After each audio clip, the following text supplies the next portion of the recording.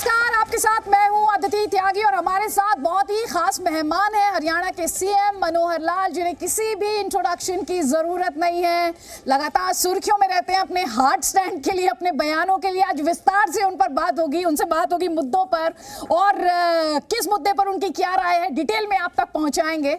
Swiss time की बात की जाती है, बहुत ही पंक्चुअल है। कैसे वक्त को इस तरह से वक्त का साथ निभा पाते हैं, वक्त के साथ आगे बढ़ पाते हैं, ये एक ऐसा सवाल है जिसका जवाब हर कोई उनसे जानना चाहता है, क्योंकि बहुत ही पंक्चुअल है, अपनी पंक्चुअलिटी के लिए जाने जाते हैं। विस्तार से उनसे बात करेंगे तमाम मुद्दों पर, लेकिन उससे पहले हम आपको बताना चाहते हैं राज्यसभा सांसद डॉक्टर सुभाष चंद्रा, जी दिल्ली एनसीआर हरियाणा, इस चैनल के पीछे डॉक्टर सुभाष चंद्रा राज्यसभा सांसद, जिन्हें आप विजनरी के तौर पर जानते हैं, क्योंकि वो जो भी शुरू करते हैं ट्रेंड बन जाता है। तो दुनिया भर में उनकी पहचान एक विजनरी के तौर पर है। उनकी क्या विजन रही है इस चैनल के पीछे, पहले हम आपको वो दिखाते हैं। नमस्कार, मैं आज जी मीडिया के पूरे परिवार को बहुत बधाई देता हूं, क्योंकि जी मीडिया के परिवार में एक नया सदस्य जुड़ गया है, जी दिल्ली एनसीआर हरियाणा के रूप में। जैसा आप सब लोगों को मालूम है, जी मीडिया, जी न्यूज़, जी हिंदुस्तान और सभी रीजनल न्यूज़ चैनल के माध्यम से पूरे देश को, देश के कोने कोने को सर्विस करता है। सभी जगह के लोगों को, महाराष्ट्र, गुजरात से लेकर के वेस्ट में और ईस्ट में बिहार, बंगाल, नॉर्थ ईस्ट, सभी एरिया को करते हुए साउथ की 5 स्टेट्स को सर्विस कर रहा है। पर फिर भी आपको लगता होगा कि क्यों एक 200 न्यूज़ चैनल की इस भीड़ में एक और नया चैनल आरंभ करने की क्या आवश्यकता थी। तो मैं आपसे बताना चाहूँगा, क्योंकि दिल्ली देश की राजधानी तो है ही है, साथ में दिल्ली एनसीआर हरियाणा लगभग आधा एनसीआर में आ जाता है, तो इसलिए हरियाणा को इसके साथ हमने जोड़ा है। ये जो एरिया है, इनकी डेवलपमेंट देश के अन्य राज्यों के मुकाबले में इस एरिया की अधिक हो रही है, और यहाँ पे बहुत कुछ होता है सुबह से लेकर रात तक, जिसको पूरे देश को और सभी राज्यों के लोगों को जानना चाहिए। इसलिए ये चैनल हमारे व्यूअर्स को पूरी इन्फॉर्मेशन, जानकारी के साथ सेवा करेगा। और साथ में इस चैनल की एक और भी जवाबदारी होगी कि ये जी मीडिया के पूरे परिवार के सभी चैनल्स को ठीक रूप से खबरें भी मुहैया कराएगा। इसके लिए मैं एक बार फिर जी दिल्ली एनसीआर के साथ लगे हुए, उसमें काम करने वाले सभी लोगों को बधाई देता हूं, और साथ में जी मीडिया परिवार के बाकी चैनल के सभी लोगों को भी बहुत बहुत बधाई देता हूं। परमात्मा से प्रार्थना है कि ये चैनल, जो हमारे व्यूअर हैं दिल्ली एनसीआर हरियाणा के, उनकी उम्मीदों पर खरा उतरे, उनको सही दिशा में और सही चीज़ें, सही खबरें उनको दे और उनका विश्वास जीतने में कामयाब हो। ऐसा मेरा विश्वास है कि ये होगा। इसके लिए बहुत बहुत एक बार फिर हमारे व्यूअर्स को भी मैं ये कहूँगा कि अगर यदि आपको कुछ भी गलत लगे तो इस चैनल के नीचे हर वक्त टिकर पे नंबर वगैरह दिखेंगे, उस पर ज़रूर खबर करिए, आपको कुछ अच्छा लगा या नहीं अच्छा लगा। सोशल मीडिया पे भी बताइए क्या ठीक रहा, क्या गलत रहा। तो इससे आपकी सेवा करने में इन लोगों को बहुत ज़्यादा मदद मिलेगी। इसके साथ ही बहुत बहुत धन्यवाद। जय हिंद, जय भारत। जय हिंद सर। जो भी आपने डॉक्टर सुभाष चंद्रा के विजन सुनी कि इस भीड़ में ये चैनल किस तरह से, जी मीडिया का ये नया सदस्य किस तरह से हटकर है, हम आपको बताते हैं किस तरह ये न्यूज़ हम आप तक पहुंचाएंगे और आपके साथ संवाद की हमारी लगातार कोशिश रहेगी। अक्सर टीवी चैनल्स जो होते हैं, न्यूज़ चैनल्स जो होते हैं, वो वन वे ट्रैफिक होते हैं, लेकिन जी मीडिया पर हमारी कोशिश होती है हमारा आपके साथ संवाद हो। तो आपके साथ संवाद की भी कोशिश रहेगी और आपको क्यों जी मीडिया के इस नए सदस्य को अपने रूटीन का हिस्सा बनाना है, अब वो देखिए। देश के सबसे बड़े मीडिया नेटवर्क जी मीडिया ने दिल्ली एनसीआर हरियाणा के लिए बड़ी सौगात दी। जी मीडिया दिल्ली एनसीआर हरियाणा का चैनल लेकर आया है। जी मीडिया की ये ऐसी पेशकश है जिसके जरिए दिल्ली हरियाणा एनसीआर को न सिर्फ उनके क्षेत्र से बल्कि देश विदेश की हर खबर से अपडेट रखा जाएगा। डीएनएच न्यूज चैनल एक ऐसा प्लेटफॉर्म है जहां लोगों से सीधा संवाद, उनकी समस्याओं पर बात और सरकार के जरिए उनके समाधान पर चैनल की पैनी नजर रहेगी। युवाओं को प्रेरित करने के लिए दुनिया भर में देश प्रदेश का डंका बजाने वालों की बात होगी। उन बुलंद हौसलों का भी जिक्र होगा जिन्होंने देश के विकास में अहम रोल निभाया है। Zee Delhi NCR Haryana news channel को आप डिश टीवी पर चैनल नंबर 1353, एयरटेल पर चैनल नंबर 369, टाटा स्काई पर चैनल नंबर 1931, D2H पर चैनल नंबर 1753, सन डिश पर चैनल नंबर 666 और सिटी पर चैनल नंबर 329 पर देख सकते हैं। DNH Z5, जियो टीवी और सभी social media platforms YouTube, Facebook, Instagram और ट्विटर पर मौजूद है।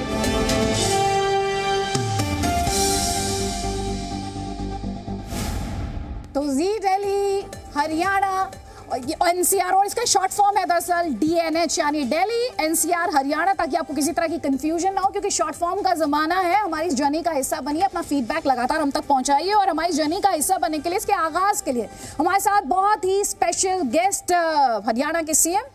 जैसा कि मैंने शुरुआत में ही कहा, किसी इंट्रोडक्शन की उन्हें जरूरत नहीं, उनके हाथ स्टैंड के लिए उन्हें जाना जाता है। सुर्खियों में रहते हैं, बिना सुर्खियों में आए खुद। तो साहब बहुत बहुत स्वागत है, आपने इतना टाइम हमारे लिए निकाले। सबसे पहले तो आपसे मैं जानना चाहती हूँ, डीएनएच की बात हम कर रहे हैं, जी दिल्ली एनसीआर हरियाणा चैनल की हम बात कर रहे हैं, आपके अपनी एक्सपेक्टेशंस और अपेक्षाएं क्या है? देखिए, सबसे पहले तो मैं ये जो DNH दिल्ली एनसीआर हरियाणा इस चैनल की शुरुआत पर मैं इस परिवार को बधाई देता हूं, शुभकामना देता हूं और जी मीडिया को भी खास करके मेरी ओर से शुभकामना कि उन्होंने एक नया चैनल आज जो है इस खास करके इस एरिया को दिया है जिसमें हरियाणा का एक बहुत बड़ा भाग एनसीआर में भी आता है। तो इस नाते से वैसे तो जी न्यूज़ अपने आप में एक बड़ा चैनल पहले भी है और इसके कई प्रदेशों में जो सारी सेवा इसकी चलती है, बहुत सराहनीय काम है। अभी सूचना क्रांति का ये युग है और सूचना क्रांति में जिस प्रकार से तेज़ी आ रही है और जैसे आज विश्व जो एक बहुत जिसको कहते हैं कि globe is a village now, तो विश्व एक ग्राम बन गया है। सूचनाओं का बहुत बड़ा महत्व है, तो ऐसी सूचनाओं के महत्व के समय इस गति को और आप आगे बढ़ा रहे हैं। अब ये जो मैं समझता हूँ कि दिल्ली एनसीआर का ये चैनल हरियाणा सरकार और जनता के बीच में एक सेतु का काम करेगा।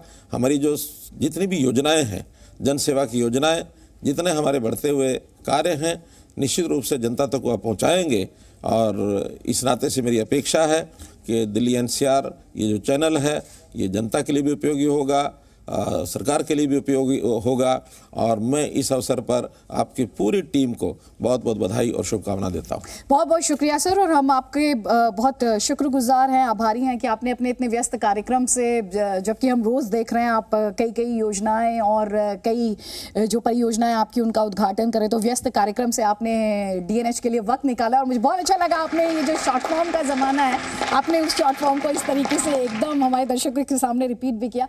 खबरें देखने का वक्त मिल पाता है आपको? जब मैं केंद्र पर होता हूँ, चंडीगढ़ में होता हूँ, समय बहुत कम मिलता है, लेकिन सामान्यतः जब मेरा टूर कभी होता है तो निश्चित रूप से वहाँ जहाँ मैं ठहरा होता हूँ टीवी भी देख लेता हूँ, समाचार पत्र भी देख लेता हूँ, लेकिन समय अनुमति नहीं देता कि उसको जितना देखना चाहिए उतना देख पाता हूँ। फिर भी उसकी सेंस वो जो मिलती है। और ख़ास करके सोशल मीडिया का ज़माना है तो मेरे पास उसका जो नेट है वो हर दिन ट्वीट्स के उसके माध्यम से आ जाता है, ट्विटर के माध्यम से और व्हाट्सएप के माध्यम से, उसके माध्यम से वो जानकारियाँ मिल जाती हैं। तो आप ये कह रहे हैं कि इंफॉर्मेशन टेक्नोलॉजी के युग में सोशल मीडिया आपका सबसे बड़ा कनेक्ट है जो आपको खबरों से कनेक्टेड रखता है? उसके लिए समय अलग से निकालने की आवश्यकता नहीं होती। ट्रैवलिंग में भी देख लेते हैं, कभी गाड़ी में बैठे हैं तब देख लेते हैं, कभी रात को सोने से पहले देख लिया। उसमें समय का अलग एक निश्चित बांधना नहीं पड़ता है, इस कारण से वो आसान है। जाटलैंड में आपके ठाठ हैं, वजह क्या है? ठाठ तो मेरे पूरे हरियाणा में है, खाली के जाटलैंड में क्या है। हम हरियाणा की पूरी जनता को एक प्रकार से देखते हैं और हमारा कभी भी ये नहीं रहा कि हम किसी इलाके को किसी उस नज़रिए से देखें कि अलग से ये लैंड है, ये लैंड है। मेरे लिए हरियाणा एक है। हमने 2014 में जब चुनाव लड़ा था तो आदित्य जी एक नारा दिया था मैंने, हरियाणा एक हरियाणवी एक, और उस नाते से मैंने कभी हरियाणा को नहीं बांट के देखा कि ये किसका लैंड है।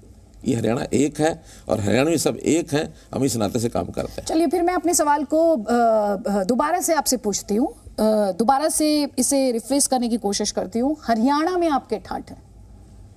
हरियाणा में मैंने कहा कि हमने, वजह क्या लगती है? हाँ, हमने हरियाणा को 2014 में जब हम आए थे तो हरियाणा को एक प्रकार से क्या क्या काम करने चाहिए उसके लिए हमारा जो दृष्टिकोण था कि तो एक समान विकास, पारदर्शिता, करप्शन को किस प्रकार से कर्व करना है और व्यवस्था परिवर्तन के जो काम हमने उस समय सोचे थे वो आज मैं 7.5 साल के बाद कह सकता हूं कि उसमें से हमने बहुत कुछ अचीव किया है। इसलिए हरियाणा की जनता आज इस 7.5 साल के शासन में मानती है कि इस प्रकार की सरकार का हमें उनको जो लाभ मिल रहा है, हमको भी लगता है कि जनता को हम कुछ दे रहे हैं। अभी थोड़ी देर पहले सर आप जिक्र कर रहे थे सोशल मीडिया का, तो मैं आपके सोशल मीडिया को क्लोजली फॉलो करती हूँ, ट्रैक करती हूँ उसे।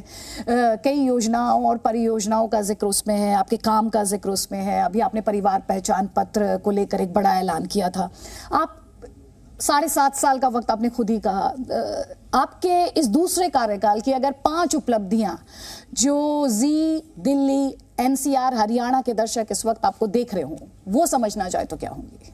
देखिए, जैसे मैंने कहा कि लगातार 7.5 साल में जो हमने किया उसके जो जितने काम पहले 5 साल में हुए उसके बाद जो बचे काम थे उनके ऊपर हम लगातार लगे हैं। जैसा मैंने कहा पारदर्शिता, ये पारदर्शिता हमारा सबसे बड़ा विषय है कि हर चीज़ ऑनलाइन कर रहे हैं, जितना कम से कम हो, ह्यूमन इंटरफेस के काम कम से कम हो, ताकि लोगों को पता लगे कि जो काम हो रहे हैं वो उनके हिसाब से हो रहे हैं कि नहीं हो रहे हैं। और उसमें जो हमने एक नई व्यवस्था खड़ी की है कि पहले सिटीज़न का एक पहचान होती थी आधार के नाते से, आज भी है, लेकिन हमारे समाज का जिसको कहना चाहिए रहन सहन का जो सिस्टम है उसमें परिवार अपने आप में एक महत्वपूर्ण इकाई है। तो परिवार की पहचान के नाते हमने परिवार पहचान पत्र जो बनाया है, ये हमारी सबसे बड़ी उपलब्धि मैं मान सकता हूँ कि जिसके माध्यम से हर परिवार की क्या पोजीशन है, क्या उसकी इस समय प्रोफाइल है, क्या उसकी आवश्यकताएं हैं और क्या उसके अंदर विशेषताएं हैं। तो ऐसी सब बातों को ध्यान में रखते हुए गरीब परिवारों को घर बैठे उनकी आवश्यकता ये उनको मिले, उनकी मांग को पूरा करें। वरना तो क्या है, लोग अपनी एप्लीकेशन लेकर के दरखास्त लेकर के दफ्तरों के चक्कर काटते रहते थे, दस्तावेज को ढूंढते रहते थे। तो ना अब दस्तावेज होगा, ना दफ्तर होगा, ना दरखास्त होगी, कुछ नहीं होगा, बल्कि जो उसकी आवश्यकता है जैसे हमको पता लगे उसकी आवश्यकता उसके घर में उसको पहुँचाया जाएगा। जैसे अभी हमने राशन कार्ड, पहले लोग राशन कार्ड बने नहीं हैं, पीला राशन कार्ड मेरा नहीं बना है, घूमते रहते थे। अब हमको ध्यान में है कि इनकम वेरिफिकेशन के बाद जिस परिवार की आय 1,80,000 रुपया सालाना से कम है उसको घर बैठे राशन कार्ड पहुंचेगा, घर बैठे पहुंचेगा। ओल्ड एज पेंशन है, जिस व्यक्ति की एज 60 साल हो गई है, 1 महीना पहले सरकार का आदमी जाएगा, उनसे उसका ऑप्शन लेगा और उसकी कंसेंट लेने के बाद और अगर उस चाहता है तो उसकी पेंशन उसके घर में जाकर के मिलेगी। हम उसको अब दफ्तरों के चक्कर नहीं काटने पड़ेंगे उसको। तो इस प्रकार की कई व्यवस्थाएं जो मैंने की हैं। अब इंफ्रास्ट्रक्चर भी हमारा जिस गति से आगे बढ़ रहा है, खास करके एनसीआर के एरिया में हमने बहुत प्रोजेक्ट शुरू किए हैं। नेशनल हाईवे के हमारे 17 प्रोजेक्ट्स इस वर्ष घोषित हुए थे, जिसमें से 11 पूरे हो चुके हैं, 6 पर अभी काम चल रहा है।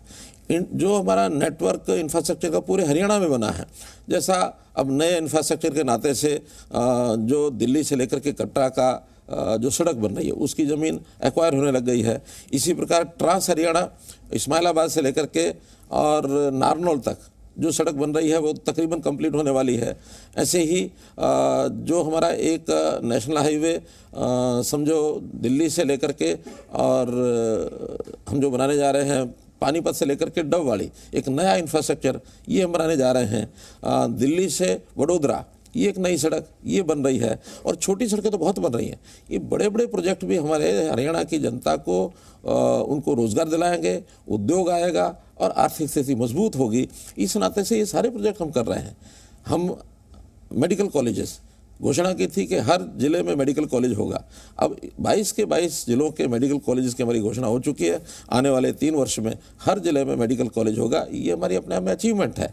तो हमने जनता के सुख के लिए, जनता को हैप्पीनेस इंडेक्स उसका कैसे बढ़े, ईज ऑफ लिविंग कैसे हो, इस ओर काम कर रहे हैं।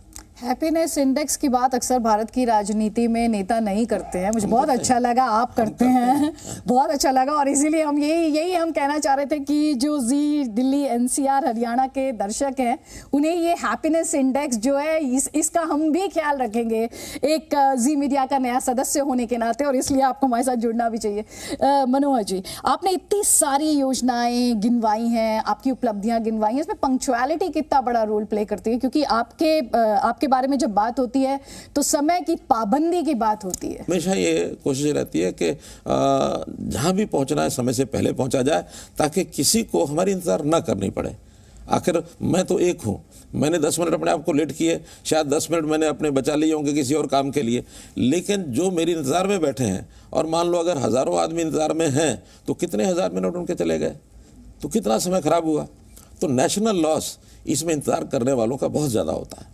तो आपने हैप्पीनेस इंडेक्स की बात की, आपने नेशनल लॉस को किस तरह से कैलकुलेट किया है, ये बारीकियां होती हैं जिन पर अक्सर हमारे नेता जो है अनदेखी करते हैं। लेकिन आप सुन रहे हैं हरियाणा के सीएम को, किस तरह वो ये कह रहे हैं कि जो लोग उनका इंतजार कर रहे हैं वो उनके टाइम को लेकर कैलकुलेशन करते हैं। अपने आप में बहुत ये इंटरेस्टिंग है। सर, आपके बारे में आपके विरोधी कहते हैं आप स्टैंड बहुत हार्ड लेते हैं। नाम आपका मनोहर है, लेकिन आप स्टैंड बहुत हार्ड ये बात किसी हद तक ठीक भी है और किसी हद तक ठीक नहीं भी है। जहाँ हार्ड होना होता है समाज हित में हार्ड होना चाहिए, और जहाँ विनम्रता की आवश्यकता वहाँ विनम्रता में भी हम कभी पीछे नहीं रहते हैं। मेरे मन की संवेदनशीलता शायद ही कोई समझ सकता है कि एक गरीब व्यक्ति, जिस व्यक्ति को, जैसे मैंने थोड़ी देर पहले कहा कि उसको जानकारियाँ ही नहीं है कि सरकार की योजनाएं क्या है, उसका लाभ मैं कैसे ले सकता हूँ।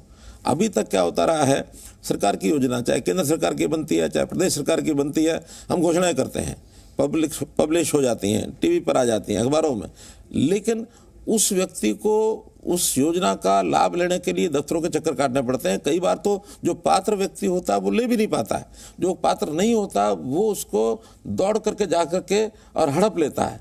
तो ऐसे लोगों से बचाव करके, और जिन लोगों की उसकी ज़रूरत है उसके घर में जाकर उसको दे के आना, ये संवेदनशीलता के माध्यम से ही हुआ है। अगर हम संवेदनशीलता नहीं होते तो हम कहते ठीक है जो जैसा पड़ा रहे। आखिर गरीब आदमी के प्रति हमारे मन में एक संवेदनशीलता चाहिए, और ये हमारे मन में पंडित दीनदयाल जी उपाध्याय ने अंत्योदय का जो दर्शन दिया था उसके माध्यम से हमारे मन में आई है। अच्छा, ये बताएं, आपका कार्यक्रम जो है काफ़ी व्यस्त रहता है, आप द कश्मीर फाइल्स देख पाए? क्योंकि ये सवाल मैंने आपसे इसलिए पूछा क्योंकि आपने कश्मीरी पंडितों के लिए ऐलान किया, आपने प्लॉट का आवंटन किया, तो क्या फिल्म देख पाए? जिस दिन फिल्म रिलीज हुई थी उससे अगले दिन देखा था। क्या बात है। और जितने शायद लीडर्स ने उसको देखा होगा, सबसे पहले देखने वाला मैं ही था। पंचकुला में जाकर के देखा था स्पेशली। तो कश्मीरी पंडितों को लेकर, इस फिल्म को लेकर जो जिस तरह के विवाद हुए, कहा गया कि ध्रुवीकरण की कोशिश की जा रही है, एक कम्युनिटी विशेष को इसके माध्यम से टारगेट किया जा रहा है, आपने वो फिल्म देखी, आपके थॉट्स क्या हैं? देखिए, इतिहास अपने आप में इतिहास होता है, उसको कोई मिटा भी नहीं सकता है। इतिहास घटित जब होता है कोई उसको बदल नहीं सकता है। बल्कि मैं तो यहाँ तक कहूँगा कि इस देश का प्राचीन इतिहास जिसको अंग्रेज़ों ने मिटाने की कोशिश की, जो वास्तविक इतिहास था उसको कभी दिखाया नहीं। उस इतिहास को अगर दिखा देते तो इस देश की जनता बहुत पहले जागृत हो जाती। इतिहास को जब छुपाया जाता है उसका कुछ हेतु होता है। कश्मीर के अंदर क्या हुआ है, मैं चश्मदीद गवाह हूँ। मैं कश्मीर में, मेरे पास कुछ समय कश्मीर का काम रहा है, और कश्मीर में जाकर के श्रीनगर क्या, कुपवाड़ा क्या, बाकी सब जगह उन महलों में, उन घरों में हो के आया हूँ जहाँ कश्मीरी पंडितों के खिलाफ जो इस प्रकार की अत्याचार किए गए वो स्वयं मैंने देखे हैं। 2002 में मुझे राजनीतिक यानी क्षेत्र से संगठन का काम मुझे कश्मीर का मिला, और उस समय जो किस्से, क्योंकि 10-11 साल ही हुए थे कश्मीरियों को वहाँ से छोड़ करके आए हुए, और उनमें की जाने की इच्छा थी, तब भी वो जा नहीं पाते थे। किस प्रकार से उनके बहन बेटियों को किस प्रकार से वो सारा किया गया, वो कोई झूठी बात नहीं है, वो सच्ची बात है। लेकिन अगर सच्चा इतिहास दिखाने के बाद लोगों को भय लगता है तो देखना चाहिए कि ये घटनाओं की प्रवृत्ति ना हो। अगर इस प्रकार की पुनरावृत्ति फिर होती है, भयभीत क्यों हो गए लोग? इसे भयभीत राजनीतिक नहीं हुए। मुद्दा क्यों भयभीत बनाया? वो लोग होते हैं जिनको इतिहास से डर लगता है। जिसको इतिहास से डर नहीं लगता है, अब पुराने समय के इतिहास को कभी भी आप कुरेद के देखेंगे तो इस देश की अपनी एक आत्मा है, इस देश की अपनी एक चित्ती है। इस देश की चित्ती को अगर मारने की कोशिश की गई तो देश नहीं बचेगा। देश में राष्ट्रीयता का भाव जागृत करना है तो वास्तविकताएं दिखानी पड़ेंगी। अब इससे जो डरेंगे, जो इसकी हामी भरेंगे। इस देश में लीपापोती करने से कुछ नहीं बनता है। वास्तविकता होती है। कश्मीरी पंडितों का आज देश में सम्मान करने वाला भारतीय जनता पार्टी का जो शासन है, उनका हम सम्मान करते हैं। और उस सम्मान में जो आपने कहा कि प्लॉट दिए, 1991-92 में उन्होंने ज़मीन खरीदी थी, और ज़मीन को सरकार ने उसमें एक्वायर कर लिया। अब एक्वायर करने के बाद उनको ना तो ज़मीन छोड़ी, ना अल्टरनेटिव प्लाट दिए। आखिर चीज़ें जब उलझने के बाद हमने लगातार कोशिश करके अब उनके 220 परिवार हैं, उनको प्लाट दे करके उनको बसाया है कि भी आप यहाँ बैठ जाओ, यानी बस जाओ। तो इसलिए ये देश के समाज के हर वर्ग की चिंता करना हमारा काम है, हम करते हैं। तो ये एक तरफ क्योंकि हम द कश्मीर फाइल्स की बात कर रहे हैं, उस पर बहुत ज़्यादा विवाद हुआ, आप भी उससे वाकिफ़ होंगे। एक तरफ इस देश में एक तबका है, एक वर्ग है, एक सेक्शन है जो अभिव्यक्ति की आज़ादी की अक्सर दुहाई देता है, और जब इस तरह की सच्चाई सबके सामने आती है, वो दर्द, वो वेदना, वो पीड़ा, घर नहीं छीने गए बल्कि उनकी आइडेंटिटी, शिनाख्त छिन गई थी। इस पे इतना विवाद क्यों होता है भारत में? इस देश में राजनीति क्यों होने लगती है? मैंने बताया ना, कुछ लोग उसको छुपाने की कोशिश करते हैं। वास्तविकता क्या है उसको छुपा करके, और जिन्होंने गलतियां की हुई हैं उनको भय लगता है। इस जम्मू कश्मीर को देश का अभिन्न अंग बनाना जब था तो वहाँ 370 धारा क्यों लगाई गई? 370 धारा इसलिए लगाई गई कि कहीं वो जम्मू कश्मीर जो इस देश का अभिन्न अंग है, दोबारा अभिन्न अंग बन गया, इसकी ताकत बढ़ेगी तो पड़ोस के जो देश हैं उनको डर लगने लगा। और पड़ोस के देशों की यानी एक प्रकार से उनका सहयोग करने के लिए हमारे देश में कुछ लोग ऐसे रहे कि किस तरीके से मामला लिपापोती करते रहे। 370 को हटाने का काम कब शुरू किया हमने? डॉक्टर श्यामा प्रसाद मुखर्जी जनसंघ के जो संस्थापक थे, उन्होंने कहा कि हाँ, इस देश में एक कानून रहेगा, अलग अलग कानून नहीं चलेंगे। उन्होंने अपना बलिदान दिया। उस बलिदानी के लिए हम तब से लगे हुए हैं कि देश के साथ इसका जुड़ाव होना चाहिए। अगर वो कहीं सरदार पटेल के जिम्मे लग जाता कि जम्मू कश्मीर को भारत का अभिन्न अंग बनाना है तो ये बन गया होता। जैसे जूनागढ़ और हैदराबाद को उन्होंने देश में मिला लिया था। 3 रियासतें थी जो उस समय नहीं जुड़ी थी देश के साथ, केवल जम्मू कश्मीर रह गई। उसको अलगाव बना करके रखा, हमने घोषणा की, और आज मुझे खुशी है कि नरेंद्र मोदी जी के आने के बाद उस स्वप्न को हमने पूरा किया और 370 हटा दिया। अब हटाया है तो उनको तकलीफें हो रही हैं कि जम्मू कश्मीर कैसे जुड़ गया भारत के साथ। तो इस भारत के साथ जोड़ने का जो काम किया है उसमें कहीं कोई ऐसा नहीं गलत किया है। हमने एक इतिहास को सामने देखते हुए और उसका एक न्यायप्रिय जो एक काम होना चाहिए था वो किया। आज जम्मू कश्मीर भी फल फूल रहा है, उसमें कोई तकलीफ नहीं है। खूब लोग आते हैं, जाते हैं, खुले घूमते हैं, सब कुछ करते हैं, वरना तो वहाँ जाने के लिए कोई तैयार नहीं होता था।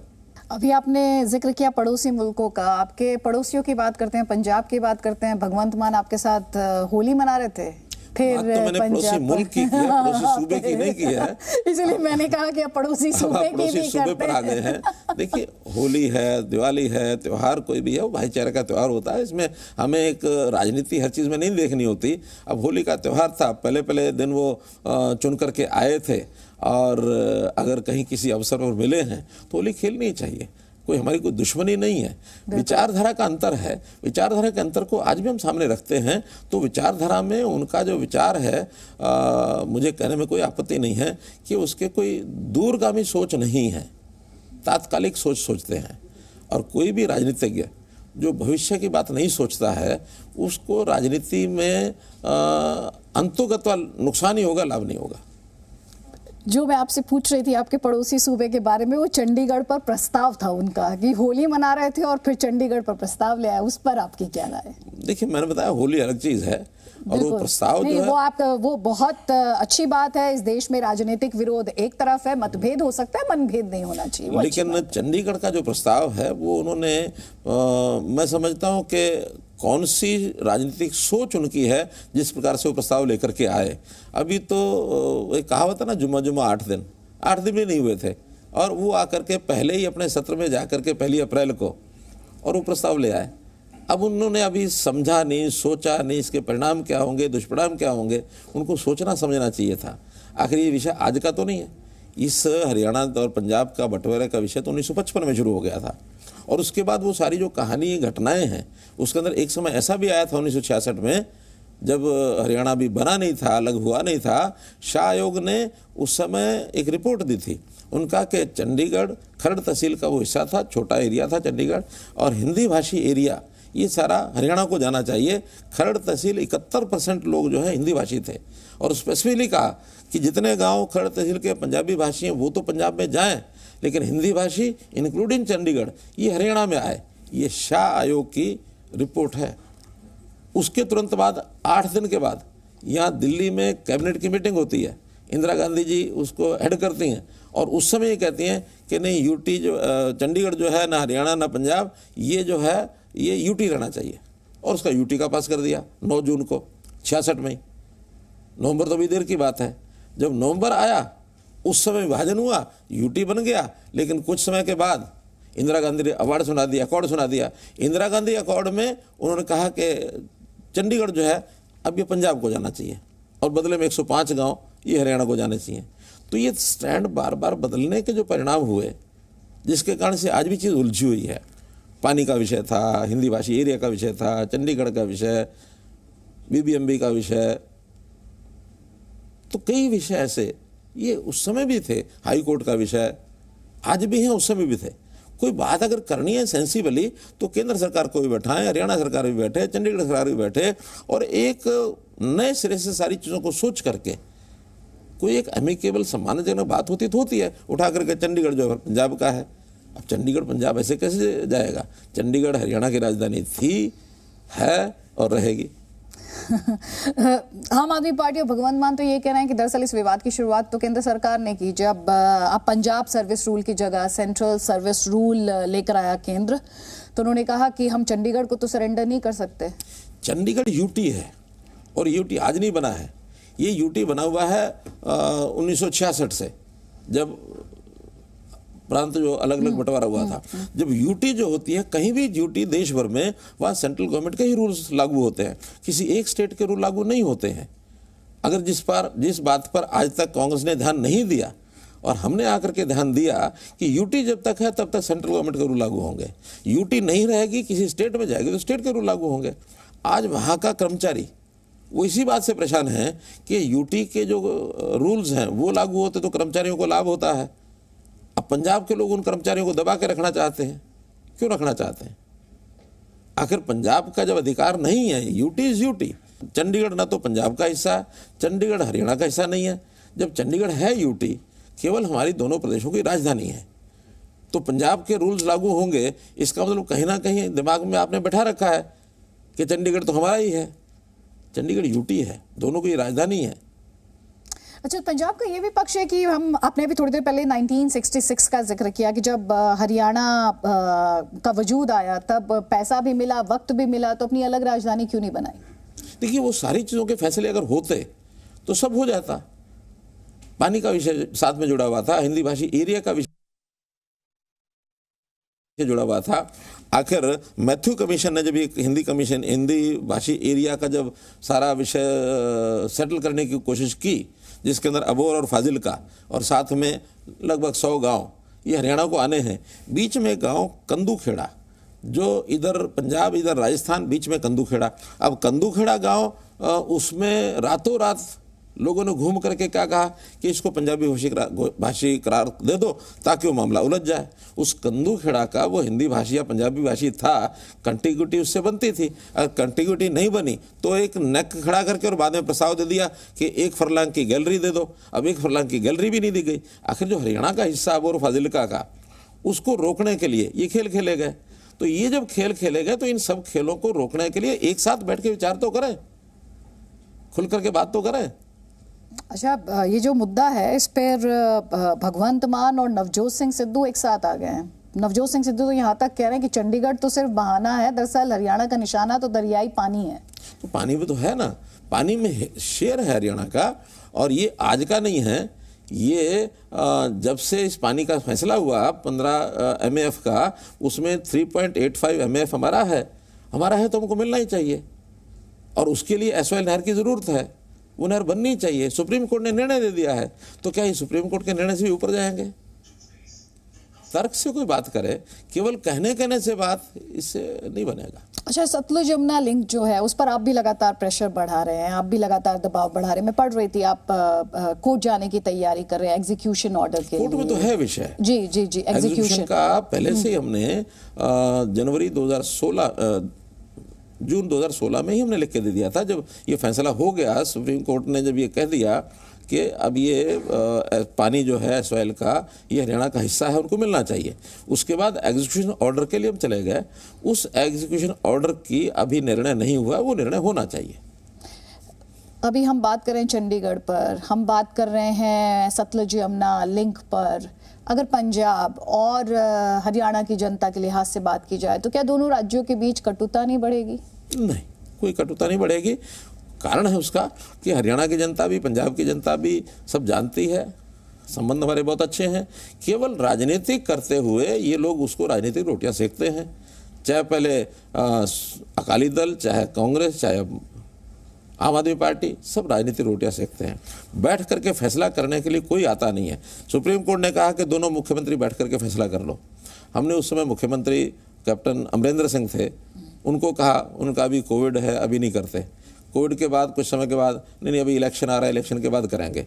तो एक के बाद एक बहाने ये करते रहे। ये बात ठीक है, अलग से फिर कैप्टन अमरिंदर सिंह ने कांग्रेस छोड़ दी, वो मुख्यमंत्री नहीं रहे, वो फिर आ गए, हमारे साथ आ गए। लेकिन एज चीफ मिनिस्टर उनका स्टैंड भी वही था, तो एज चीफ मिनिस्टर इनका स्टैंड भी वही है। क्यों नहीं बैठ के बात करते? आए हमारे साथ बैठ के बात करें, तो बातचीत होगी। आपको उम्मीद है? नहीं करने वाले ना वो।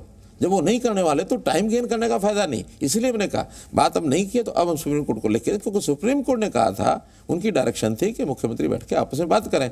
तो इस बात को हो गया 2018 और आज 2022, 4 साल नहीं, 2020 था, 2020 और 2 साल हमारी मीटिंग नहीं हो पाई है। तो कब तक इंतजार करेंगे? हम सुप्रीम कोर्ट को कह देंगे बैठने के लिए तैयार नहीं, आप फैसला करिए। अच्छा, दिल्ली में अरविंद केजरीवाल, पंजाब में भगवंत मान, और दोनों ही जगह आम आदमी पार्टी बड़ी मेजॉरिटी के साथ। आपके लिए कितने चैलेंजेस हैं? नहीं, कोई चैलेंज नहीं है, बल्कि चैलेंज तो उनके लिए है कि वो पंजाब में क्या करेंगे। उनको सोचना पड़ेगा पंजाब में कैसे वो बुरे फंसे हैं। अच्छा, फंस गए हैं फंस इसलिए गए हैं कि वायदे दुनिया भर के ऐसे 10-10 उन्होंने गारंटीज दी हैं कि मैं आपको ये गारंटी देता हूँ, मैं आपको ये गारंटी देता हूँ, मैं आपको ये गारंटी देता हूँ। गारंटी क्या दे दी कि हम कोई टैक्स नहीं बढ़ाएंगे। वैसे टैक्स तो वैट के अलावा कुछ बढ़ा भी नहीं सकते स्टेट वाले, लेकिन मानो वैट भी बढ़ाने की बात कभी कल को आती, वो उसमें भी कहें कि नहीं बढ़ाएंगे। अब स्टेट का बजट कैसे पूरा करेंगे? आज स्टेट कितनी बुरी हालत में है, घाटे में, कि GDP और डेट का जो रेशो होता है वो रेशो 25% से ऊपर नहीं जाना चाहिए। अब तो खैर केंद्र सरकार ने उसको 32.5% कर दिया, लेकिन पहले 25 का एक पैमाना था। हमने कभी 25 से ऊपर डेट नहीं लिया। आज भी हम 24% पर हैं, और पंजाब 42 या 48 समथिंग पहुंच गया है।